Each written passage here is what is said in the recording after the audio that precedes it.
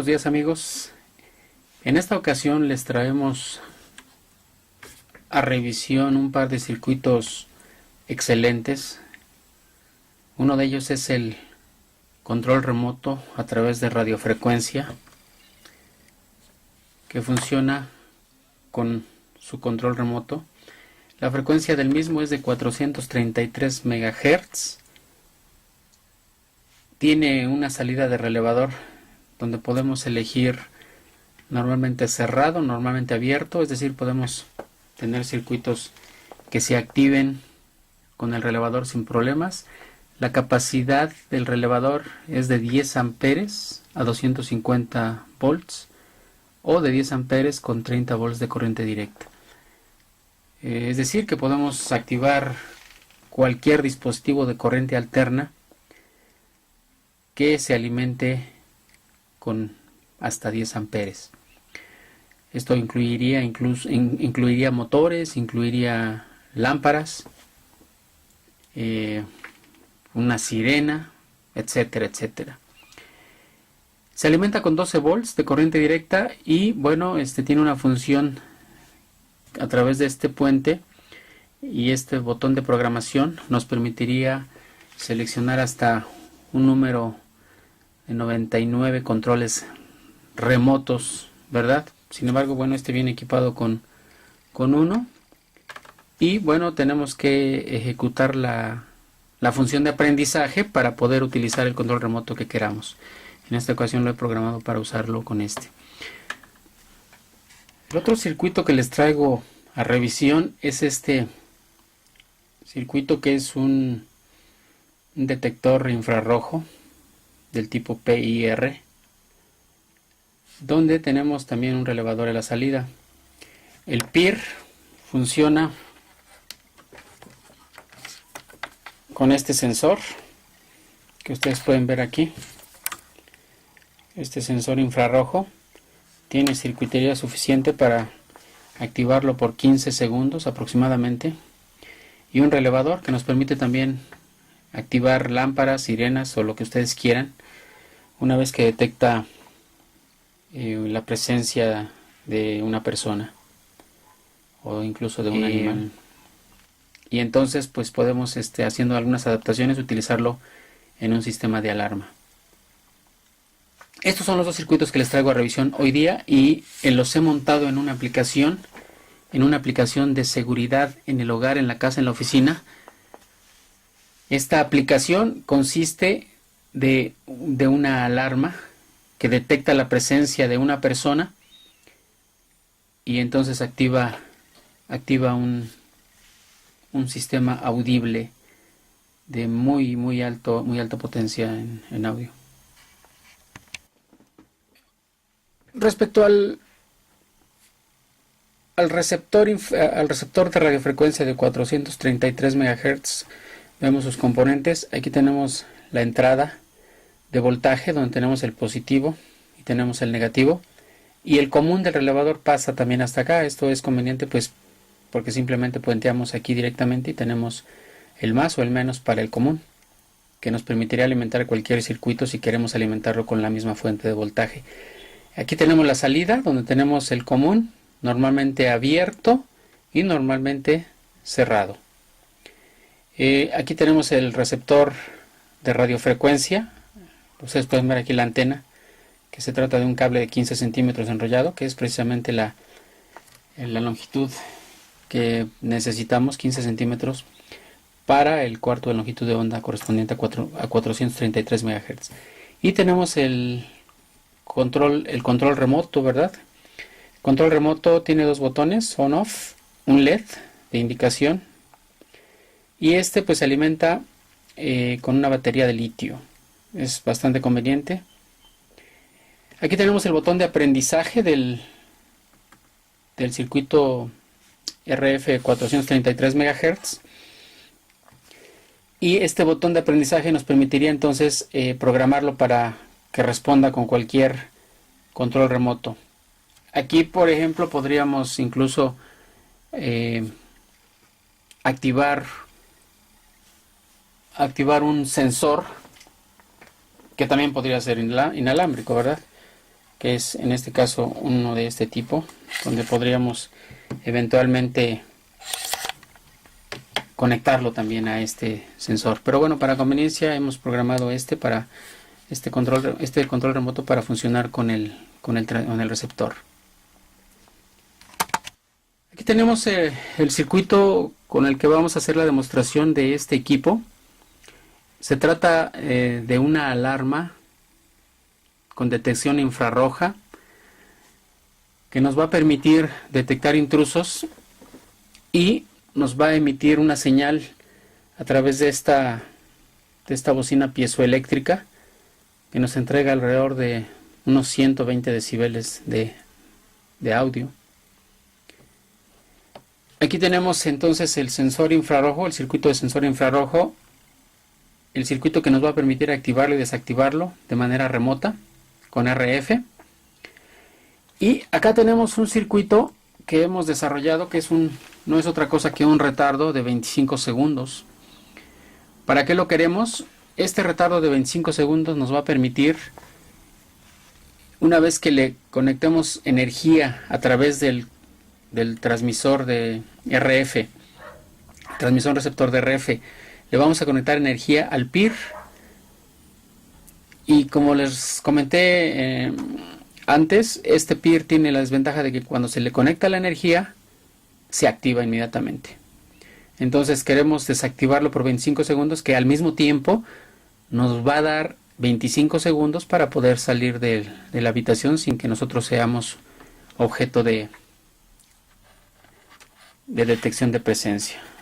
Entonces, este circuito hay que desactivarlo por 25 segundos porque es lo que pasa cuando se le entrega corriente, cuando se alimenta. Entonces esa desactivación la lleva a cabo el circuito de retardo. Una vez que acaba el retardo, automáticamente se activa nuevamente la bocina y el PIR queda listo para poder censar cualquier presencia enemiga. Amigos, con este circuito simple podemos entonces ahuyentar o desestimar a los ladrones para que entren a nuestro domicilio. Obviamente, pues como tenemos varios relevadores en varios puntos, es posible, por ejemplo, utilizar la señal del PIR, que es señal de activación de alarma, para poder, por ejemplo, activar un circuito que haga llamadas telefónicas o que mande mensajes cortos. Cualquier interfaz GSM sirve para tal efecto. Entonces podríamos recibir el mensaje corto en el celular o podríamos simplemente recibir una llamada telefónica convencional. Existen circuitos para ello. Pero bueno, la función de este circuito es únicamente detectar la presencia y emitir un sonido de 120 decibeles para alertar al intruso que hemos escuchado o que estamos detectando su presencia. Esto también podría servir para enviar una señal a un centro de seguridad que eventualmente podría enviar una patrulla. Entonces, amigos, este es el circuito. Vamos a ver cómo funciona a continuación.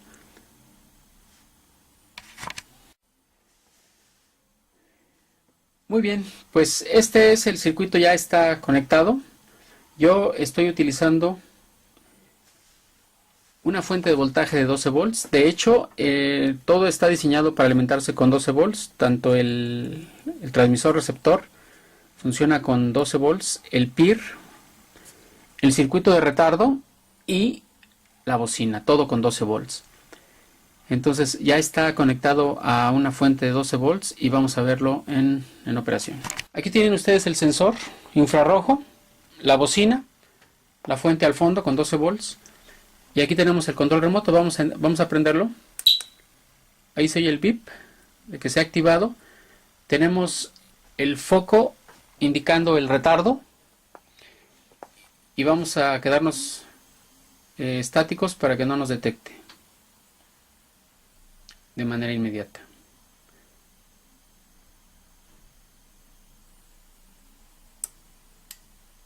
Han transcurrido los 25 segundos y la alarma ha quedado activa. En cuanto detecte presencia en movimiento, automáticamente va a censar.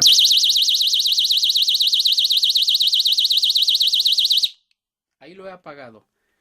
¿Se dan cuenta? El volumen, de hecho los oídos me están zumbando porque el volumen es extremadamente alto. Ahí entonces ya lo apagué, ¿verdad? Pero lo puedo volver a encender y me vuelve a dar el retardo de 25 segundos que me va a permitir de manera efectiva salir del punto de recepción de sensor. El ángulo de sensor es más o menos de 120 grados, quiere decir que cubre prácticamente, estando en una pared, cubre el área de un patio, una habitación o lo que ustedes quieran cubrir eventualmente. Vamos a ponerlo en operación nuevamente. On. Esperamos 25 segundos, que somos inmunes a que nos detecte, aun cuando el PIR ya haya activado su sensor. En 25 segundos, un poco antes de 25 segundos, se desactiva el PIR. Ahí ya se desactivó. Y está listo para censar. Si yo me muevo, nuevamente vamos a hacer la prueba. Entonces, hacemos on. 25 segundos. Me voy a alejar de la zona de cobertura del PIR para poder detectar la presencia. Entonces, esperamos a que el retardo transcurra. Ahí ya se apagó el PIR y se acabó el retardo. Se apagó el retardo. Entonces, la única forma como nos va a detectar es parándonos o poniendo nuestra mano enfrente del PIR, ¿verdad? Hagámoslo ahora.